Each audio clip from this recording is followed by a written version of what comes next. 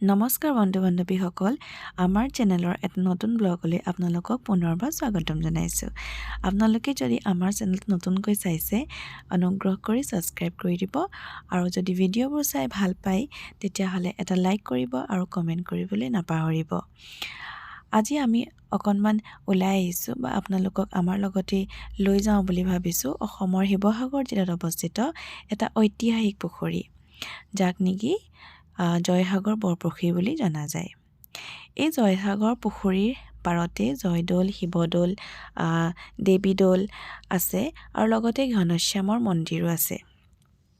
আমি আপোনালোকক আজি এই দৌলসমূহৰ বিষয়ে বিশেষ একো নজনাওঁ বা দেখুৱাব নোৱাৰিম, কিন্তু পাছৰ ভিডিঅ'ত দেখুৱাবলৈ নিশ্চয় চেষ্টা কৰিম।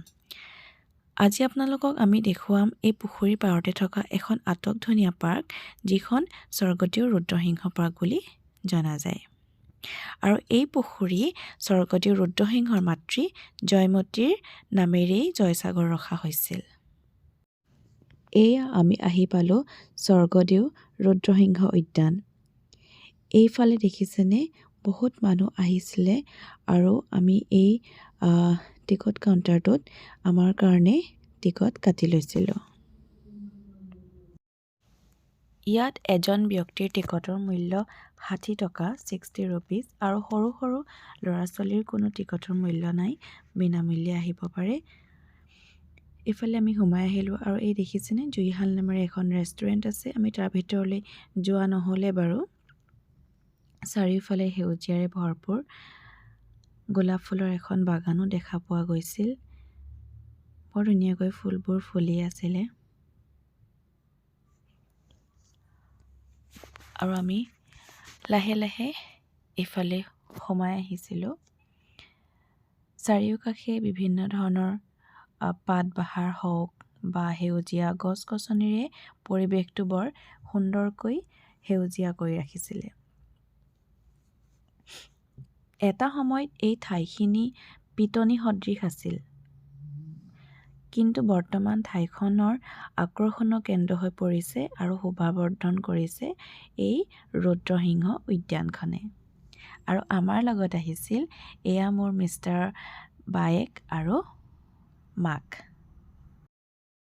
আপোনালোকক অকল এই উদ্যানখনৰ সেউজীয়াবোৰেই দেখাই নথওঁ দেই, ইয়াত বিভিন্ন ধৰণৰ সাংস্কৃতিক অনুষ্ঠানো হয় আৰু এটা বৰ ধুনীয়া মিউজিয়ামো আছে।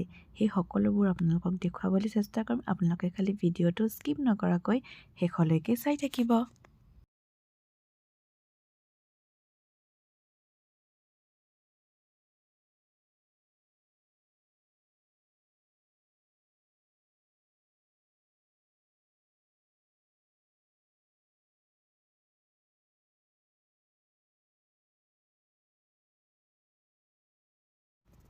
এয়া হৈছে ঘনশ্যামৰ ঘৰ বা ঘনশ্যামৰ দৌল।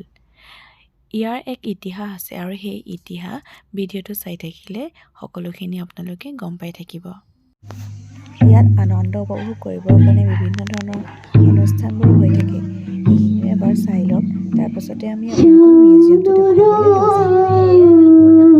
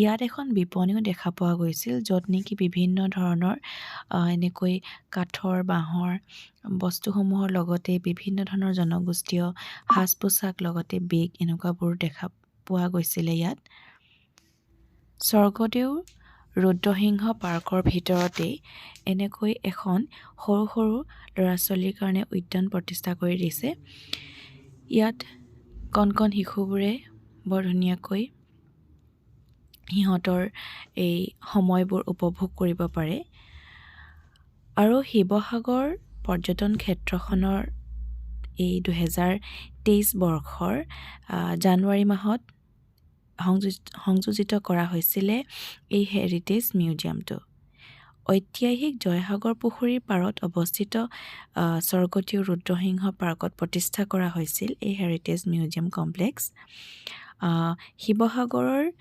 বিধায়ক অখিল গগৈ ডাঙৰীয়াদেৱৰ নেতৃত্বত স্থাপন কৰা হৈছিল এই হেৰিটেজ মিউজিয়াম কমপ্লেক্স আৰু এতিয়া পৰ্যটকৰ বাবে হৈ পৰিছে এটা আকৰ্ষণৰ কেন্দ্ৰবিন্দু ৰুদ্ৰসিংহ উদ্যানত অৱস্থিত এই সংগ্ৰহালয়লৈ দিনক দিনে মানুহৰ আগমন বাঢ়ি আহিছে আহোম ৰাজত্বকাল আৰু ব্ৰিটিছ শাসনকালৰ বহুবোৰ সম্পদেৰে পৰিপূৰ্ণ হৈ আছে এই সংগ্ৰহালয়টো এয়া মুখা শিল্প আছিল এফালে আপোনালোক কেতিয়াবা আহি চাই যাবহি পাৰিব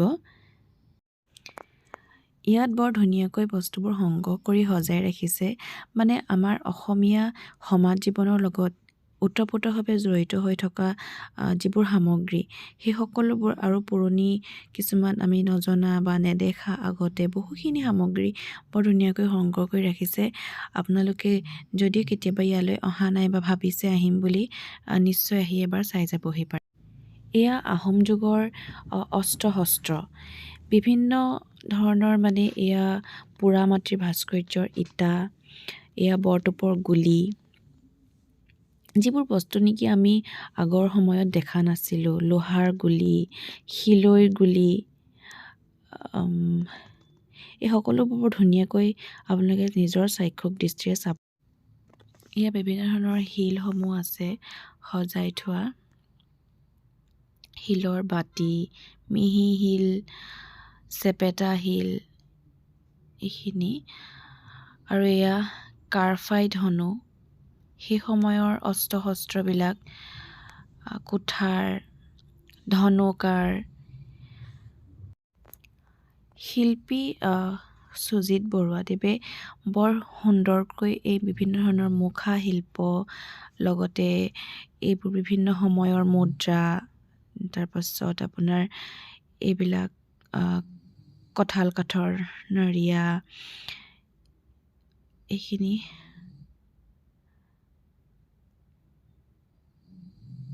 কৰিয়া,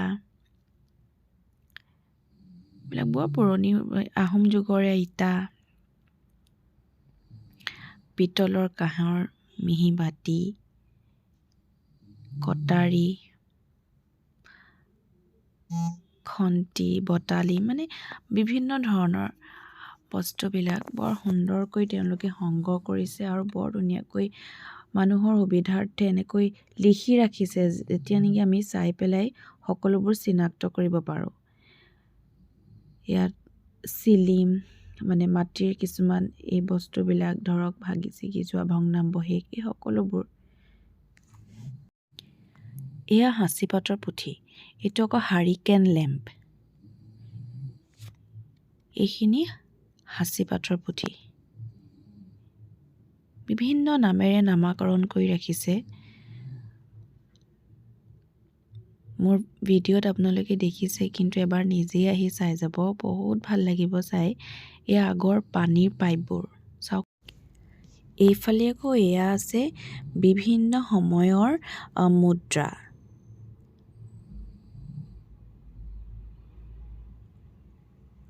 মানে বৰ আটক ধুনীয়াকৈ সজাই ৰাখিছে সকলোবোৰ বস্তু।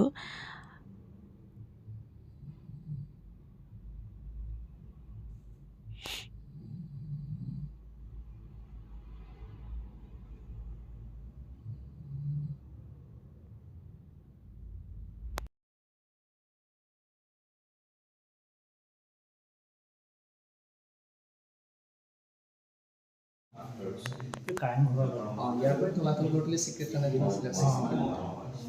খালি ব্ৰিটিছৰ সেই সময়ছোৱালৈ আমি গুচি যাব লাগিব। প্ৰমোদৰ কোঁৱৰ কেউলিসকলে আপোনাৰ ব্ৰিটিছৰ সাগৰ তলাতল হিচাপে অভিযোগ দিছিলে।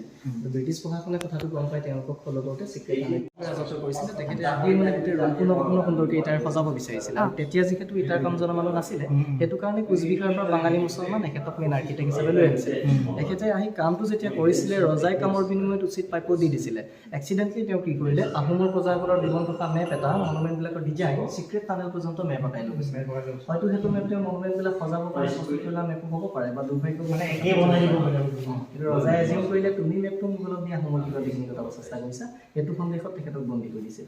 যদিও বন্দী কৰিছিলে, তলাতল ঘৰ পোতাশালত প্ৰেৰণ কৰা নাছিলে, সেই ঠাইডোখৰতে মানে এটা কটকটীয়া নিৰাপত্তা বেষ্টনীৰ মাজত সন্মান নজৰবন্দী কৰি ৰাখিছিলে। যদিও এডৱাৰ্ড গেটে হিষ্ট্ৰী অফ আছামত মাৰি পেলালে বুলি লিখিছে, কিন্তু 600 বছৰ ৰাজত্ব এটা ডাইনেষ্টি চবক লগত লৈ যিহেতু কাম কৰিছিলে, গতিকে মাৰি পেলালে বুলি মানে একেখাতে কৰিব নোৱাৰে। আৰু বন্দিত্ব সময়ছোৱাত তেখেতে কিন্তু এই ঘৰটো বনাই আছে। তেওঁ নজৰবন্দী কৰি ৰখা ঘৰটো কলকাতাতে দেখা পাব। আৰু মাজত যিটো আছে, এইটো তেখেতৰ অট'বায়'গ্ৰাফী, মানে বন্দিত্ব সময়ছোৱাত কি কৰিব বনাই আছে। কেনেকৈ হয় তাৰ দৰবিলাক যদি চাই ইছলামিক আৰ্কিটেক্সাৰ দেখাব। তাত ৰামায়ণ ষ্টৰী বান্দৰে সেইটো বন্ধা দৃশ্য কিছুমান ডেভিক হৈ আছে, এতিয়া ধৰ্মৰ প্ৰভাৱ পৰিছে। টুকুৰাটো তেনেকৈ আছে। তেনেকৈ থাকিলে আকৌ ইছলামিকসকলে তেওঁলোকৰ মৃতককো কবৰত দফন দিয়ে। সেইকাৰণে তেখেতৰ সমাধি ক্ষেত্ৰ বুলি ক'ব পাৰি। মছজিদৰ যিটো প্ৰে হাউচ, মেহৰাবটো আছে তাত ভিতৰ ভাগত, সেইটো প্ৰে হাউচ মানে ধৰক। তাত এটা মোগল এম্পায়াৰৰ এটা শ্বাহজাহানৰ স্কাল্পচাৰ দেখিব। প্ৰয়োজন নাছিলে ধৰক শ্বাহজাহানৰ স্কাল্পচাৰ ডেপিক কৰিবৰ কাৰণে। ৰুদ্ৰসিংহও পাৰিলে হয় বা অন্য ৰজাও পাৰিলে হয়। সেইটোৰ পৰা গম পোৱা গৈছে তেওঁ যিহেতু ইছলামিক আছিলে, গতিকে তেওঁ আগবঢ়োৱা জীৱনত সেই স্কাল্পচাৰটোৱে প্ৰতিনিধিত্ব কৰিছিলে। তাত আহোমৰ ৰয়েল চিম্বল ড্ৰেগনটো দেখিব। সেইবিলাকৰ পৰা গম পোৱা গৈছে হিন্দু ধৰ্মৰ পাছত তেওঁ কনভাৰ্ট হৈ গৈছে। তাৰে ফ্লোৰেল মটিভ স্কাল্পচাৰবিলাক যদি চাই, এইবিলাক অসমীয়া শিপিনীয়ে যিটো তাত কাপোৰ বুটাম তুলিছিলে, তেওঁ নিজেই চুইজাৰ পিন্ধিছিলে, তাৰ যিটো চিমলেশ্যন সেইটো মানে এইবিলাকৰ পৰা ফুটি উঠে। হাঁহ কণীটো এইবিলাকত ইউজ কৰে, বেলেগত নকৰে। আৰু এইটো আপোনাৰ পৰিস্থিতি উদ্যানৰ চেপত আছে তেতিয়া যিহেতু স্থলৰ ব্যৱস্থা নাছিলে জলপথে এইবোৰ কাৰণে মেইনলি নৌকা ব্যৱহাৰ কৰিছিলে বাণিজ্য গঠনৰ কাৰণে নৌকা ডিজাইন ব্যৱস্থা কৰিছিলে চাইণ্টিফিক ৰিজন আহোমৰ যিটো ইণ্ডিজিনিয়াছ ব্ৰিক্স কৰে ডাঙৰ ডাঙৰ গাঁত খানে তাতে বৰাচল মাটিমাহ গুণ শিলিখা শিলচৰ শামুকচুম হন জুক বৰালি মাছ পৰ্যন্ত মানে ধূনা পৰ্যন্ত 25 চিজন গেলাই দিয়ে গেলোৱাৰ পাছত কেলছিয়াম কাৰ্বন তৈলে কেলছিয়াম কাৰ্বন তৈলে ৰাসায়নিক বিক্ৰিয়া বস্তুটো প্ৰস্তুত হয় তাৰ বয়সটো 1000 বছৰ কিন্তু কেলছিয়াম কাৰ্বনেট পোৱাৰ কাৰণে আকৌ পানী পৰি থাকিলে বস্তুটো ডেমেজ হৈ যায় সেইকাৰণে মনোমেটবিলাকৰ ৰোগবিলাক খুব ষ্ট্ৰং হৈ আছে তো আচ্ছালা কয় আপোনাৰ বংগীয় লেংগুৱেজত 8খন চাটত থকাৰ কাৰণে উৰিষ্যাৰ ফালে যিবিলাক ধৰক গৌৰীয় মঠ মন্দিৰ আছে সেইবিলাকৰ লগত ইয়াক তুলনা কৰে কিন্তু অসমৰ এইটো একমাত্ৰ টেৰাকটা ৰিপ্ৰেজেণ্ট কৰে কাৰণ অসমৰ স্কাল্পচাৰটো যদি চাই দুটা টাইপছতে কৰিছিল টেৰাকটাটো আমাদেৰ ৰখাটো যাবগৈ নোৱাৰাৰ কাৰণে এই ঘৰটোৰ জৰিয়তে তেওঁ জীৱনটো কালজয়ী কৰিছিলে ইফালে এন্ট্ৰেন্সটো দেখা পাব তাত তিনিটা আছে ইফালে ডিমৌ ৰিভাৰটো গৈ দিখৌ নদীত পৰিছে তেওঁলোকৰ যাতায়াত কৰিবলৈ সুচল হয় তাৰ যিবিলাক দলত ঠাই আছে তাতে নাওবিলাক ৰাখিব তালৈ যদি যায়গৈ জয়সাগৰ মেইন টেংকুৰ যদি ৱাটাৰ লেভেলটো চাই প্ৰায় 14 ফিট হাই ফ্ৰম গ্ৰাউণ্ড চুইডপিটো পৰ্ট আছে জিঅ'গ্ৰাফিকেল কথা বতৰা আছে আৰু কৈ আছে থেংক ইউ ঠিক আছে আজিলৈ ইমানতে এৰিছোঁ দেই বেছি দীঘল হ'লেও আপোনালোকে আমনি পাব নহয় এতিয়া আমি কিবা এটা খাই লওঁ এফালে হাজবেণ্ডে ম'ম' লৈ আহিছে মা আৰু মই ৰৈ আছোঁ ম'ম' খাবৰ কাৰণে আৰু আপোনালোকে আমাৰ ব্লগটো চাই কেনেকুৱা পালে সেইটো জনাবলৈ একদম নাপাহৰিব কমেণ্ট কৰিব আমাৰ ভাল লাগিব আৰু নতুন ভিডিঅ'ত আকৌ পুনৰ লগ পাম এতিয়ালৈ বাই বাই